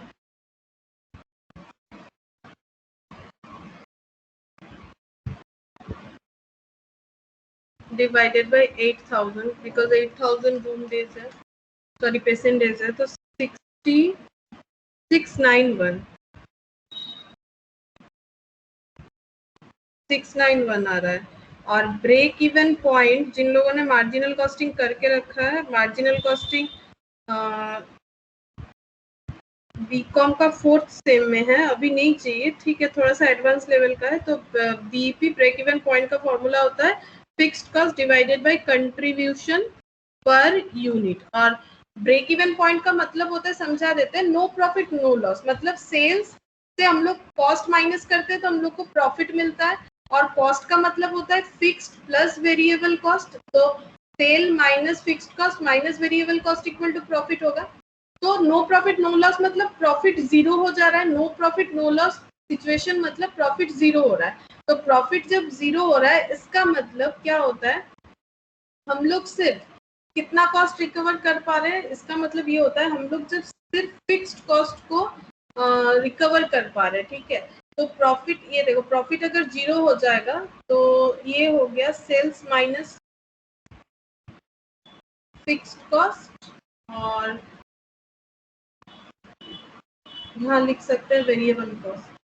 तो एक्चुअली जब हम लोग no profit no loss situation में है, मतलब हम लोगों का कुछ भी प्रॉफिट नहीं बच रहा है, मतलब सेल से फिक्स्ड कॉस्ट और वेरिएबल कॉस्ट ये दोनों रिकवर हो जा रहा है, फिक्स्ड कॉस्ट नहीं, सिर्फ फिक्स्ड एंड वेरिएबल दोनों रिकवर हो जा रहा है, लेकिन उसके बाद हम लोग के पास कुछ नहीं बच रहा है। That situation is called break even point, जहाँ पर नो प्रॉफिट नो लॉस होता है। और उसका फॉर्मूला ये होता है fixed cost divided by contribution per unit. और कंट्रीब्यूशन का मतलब होता है सेल्स माइनस वेरिएबल कॉस्ट। जब हम लोग वेरिएबल कॉस्ट रिकवर करते हैं सेल से, सिर्फ और सिर्फ वेरिएबल कॉस्ट, तो उसे कंट्रीब्यूशन बोला जाता है, sorry fixed cost, sorry fixed cost. Sale से जब हम लोग फिक्स्ड कॉस्ट रिकवर कर पाते हैं तो उसे बोला जाता है कंट्रीब्यूशन पर यूनिट। तो देखो कंट्रीब्यूशन पर यूनिट क्या हो जाएगा, सेल्स माइनस वेरिएबल कॉस्ट करना है हम लोगों को। तो कंट्रीब्यूशन का फॉर्मूला ही होता है सेल्स माइनस वेरिएबल कॉस्ट, क्योंकि ये देखो sales minus fixed cost minus variable cost equal to profit होता है। तो sales minus fixed cost equal to profit plus fixed, इस तरह से कर देते हैं। इसे बोला जाता है कंट्रीब्यूशन। ये देखो इसे बोला जाता है कंट्रीब्यूशन मार्जिनल कॉस्टिंग में। सेल से जब वेरिएबल कॉस्ट रिकवर होता है उसे कंट्रीब्यूशन बोलते हैं, या फिर कंट्रीब्यूशन मतलब हम लोग बोल सकते हैं profit plus fixed cost, because ये फॉर्मूला उसी तरह से हो रहा है। तो ये जब मार्जिनल कॉस्टिंग करेंगे तो हम लोग और भी डिटेल्स में पढ़ेंगे, लेकिन एक चीज बता देते हैं, ब्रेक इवन मतलब नो प्रॉफिट नो लॉस, मतलब वेरिएबल और फिक्स्ड कॉस्ट रिकवर करने के बाद जब और कुछ नहीं बच रहा है, बचना चाहिए, बचेगा तभी प्रॉफिट होगा। वेरिएबल कॉस्ट पे हो जा रहा है, फिक्स्ड कॉस्ट भी पे हो जा रहा है, बट कुछ नहीं बच रहा है, that is no profit no loss situation. और कंट्रीब्यूशन का मतलब होता है जब हम लोग सिर्फ और सिर्फ क्या रिकवर कर पा रहे हैं, सिर्फ और सिर्फ हम लोग सेल से वेरिएबल कॉस्ट रिकवर कर पा रहे हैं, फिक्स्ड कॉस्ट नहीं रिकवर कर पा रहे हैं, तो उसे बोला जाता है कंट्रीब्यूशन। और जब हम लोग फिक्स्ड कॉस्ट में रिकवर कर सकते हैं, उसके बाद कुछ बचता है, उसे बोला जाता है प्रॉफिट। तो कंट्रीब्यूशन पर यूनिट यानी सेल्स माइनस वेरिएबल कॉस्ट होगा। और फिक्स्ड कॉस्ट हम लोगों ने अभी क्वेश्चन में देखा था, फिक्स्ड कॉस्ट हम लोगों ने कैलकुलेट किया था, ये हम लोग का आया था, फिक्स्ड कॉस्ट हम लोग का आया था 4867,000। तो 4867,000, तो ये देखो 4867,000 और सेल्स माइनस वेरिएबल कॉस्ट ये कैलकुलेट करना पड़ेगा। तो सेल्स माइनस वेरिएबल कॉस्ट कितना होगा, सेल तो है हम लोगों का, सेल अभी हम लोगों ने चेक किया, सेल्स है हम लोगों का 8,000 into 2,000, 16 lakh minus variable cost जो है, वेरिएबल कॉस्ट देखना पड़ेगा, वेरिएबल कॉस्ट है 5605,000 माइनस 5605,000, तो ये हो जा रहा है 10,39,5,000। सेल्स माइनस वेरिएबल कॉस्ट करोगे तो आंसर आ रहा है 10, ये देखो हम यहाँ पर दिखा देते हैं, सेल्स माइनस वेरिएबल कॉस्ट करने पे आ रहा है 10,39,5,000। तुम लोग यहाँ वेरिएबल कॉस्ट लिखो और सेल्स भी लिखो तो समझ जाओगे। बता देते हैं हम, ये हो रहा है 2000 इंटू 8,000 से, और वेरिएबल कॉस्ट हम लोगों ने कैलकुलेट किया है 5605,000। तो ये आ गया कंट्रीब्यूशन, बट हमें चाहिए कंट्रीब्यूशन पर यूनिट। तो कंट्रीब्यूशन पर यूनिट किस तरह से कैलकुलेट करेंगे, ये कितने पेसेंट डेज के लिए है, ये जो 10,39,5,000 आया ये है 8,000 के लिए, तो डिवाइडेड बाय 8,000 कर दो, तो 1299.375। तो यहाँ पर हम लोग लिखेंगे 4867,000 fixed cost divided by contribution per unit, मतलब एक एक पेशेंट पे कंट्रीब्यूशन। तो डिवाइड करना पड़ेगा 4867,000 डिवाइडेड बाय 1299.375, तो ये हो जाएगा 3745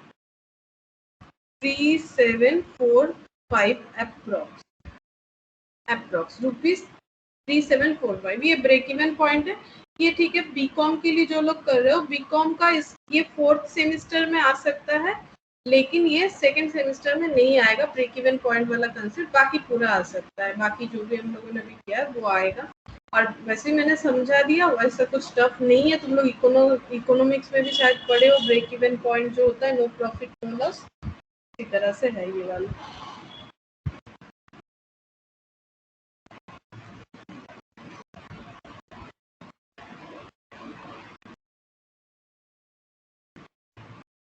দিদি অ্যানসারটা কত হচ্ছে? লাস্ট আনসারটা হ্যাঁ হ্যাঁ লাস্ট আনসারটা 3,745। আচ্ছা এই যে 3745, এটা ব্রেক ইভেন পয়েন্টের আনসারটা।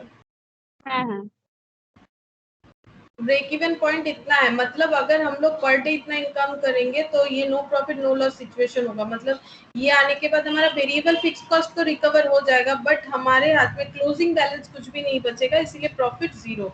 नो प्रॉफिट नो लॉस मतलब प्रॉफिट जब जीरो। और कंट्रीब्यूशन का मतलब हम लोग फिक्स कॉस्ट नहीं निकाल पा रहे, मान लो रेंट लिया है, इलेक्ट्रिसिटी भी चार्ज हो रहा है, तो इलेक्ट्रिसिटी तो पे कर पा रहे हैं, लेकिन रेंट जो है वो बिजनेस से नहीं पे कर पा रहे, सिर्फ और सिर्फ वेरिएबल कॉस्ट रिकवर कर रहे, तो उसे बोला जाता है कंट्रीब्यूशन। और यहाँ पर जब ये फॉर्मूला इधर उधर होता है तो ये कंट्रीब्यूशन है, ये इक्वल है, तो इधर भी कंट्रीब्यूशन ही होगा, तो प्रॉफिट प्लस फिक्स कॉस्ट भी कंट्रीब्यूशन का ही एक फॉर्मूला हो जाता है। तो ठीक है, जिन लोगों को समझ में आ रहा है समझो ये वाला फॉर्मूला, बाकी उतना कुछ जरूरी नहीं है। Break even point 2nd semester में नहीं आएगा, 4th सेमेस्टर जिन लोगों का है उन लोगों का आएगा।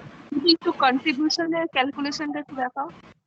হ্যাঁ, কন্ট্রিবিউশনের ক্যালকুলেশনটা कंट्रीब्यूशन और कैलकुलेशन का sales minus variable cost, sales 2000 into 8,000, variable cost এটা ছিল divided by per unit. This is contribution per unit divided by 8,000. That's why per unit, otherwise total contribution 8. Per unit means यहाँ पर patient, यहाँ पर तो unit patient है, per patient days.